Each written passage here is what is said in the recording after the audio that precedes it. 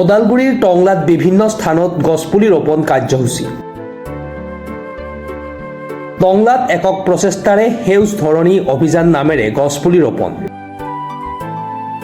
পৃষ্ঠপোষক গোপাল দেৱ শৰ্মাৰ নেতৃত্বত ৰাজ্যৰ বিভিন্ন প্ৰান্তৰ লগতে টংলাত গছপুলি ৰোপণ কাৰ্যসূচী।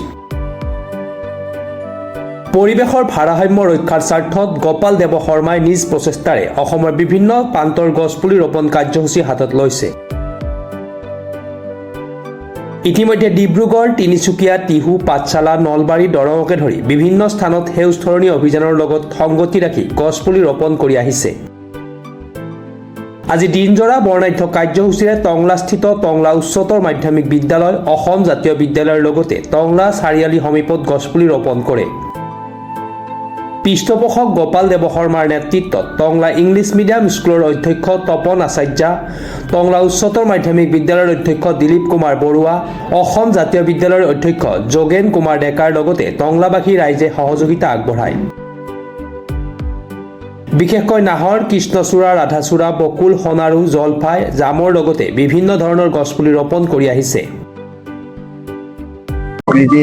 পৰিৱেশ যিটো বিনষ্ট হৈ আছে বা যিটোক আমি গোলকীয় উষ্ণতা বৃদ্ধি গ্লোবাল ৱাৰ্মিং বুলি কওঁ, তাৰ ফলত কিদৰে আমাৰ পৰিৱেশ বিনষ্ট হৈছে, তাৰ কাৰণে গছ একমাত্ৰ উপায় বুলি একমাত্ৰ নকলেও কম যে প্ৰধান এটা ব্যৱস্থা যে আমি যিমান পাৰোঁ সেউজীকৰণ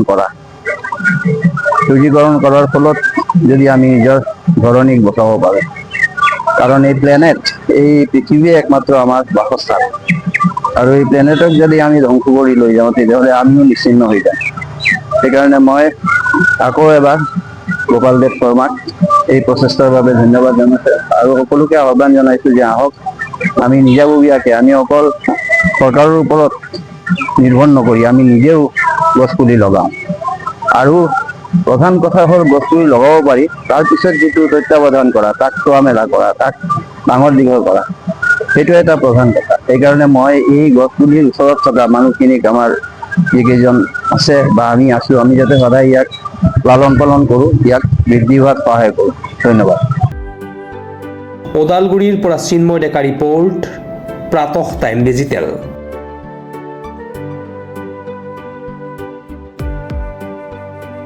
শদিয়াৰ পৰা ধুবুৰীলৈ, বৰাকৰ পৰা ব্ৰহ্মপুত্ৰলৈ সকলোৰে মাজত চিনাকি এটা নাম প্ৰাতঃ টাইম।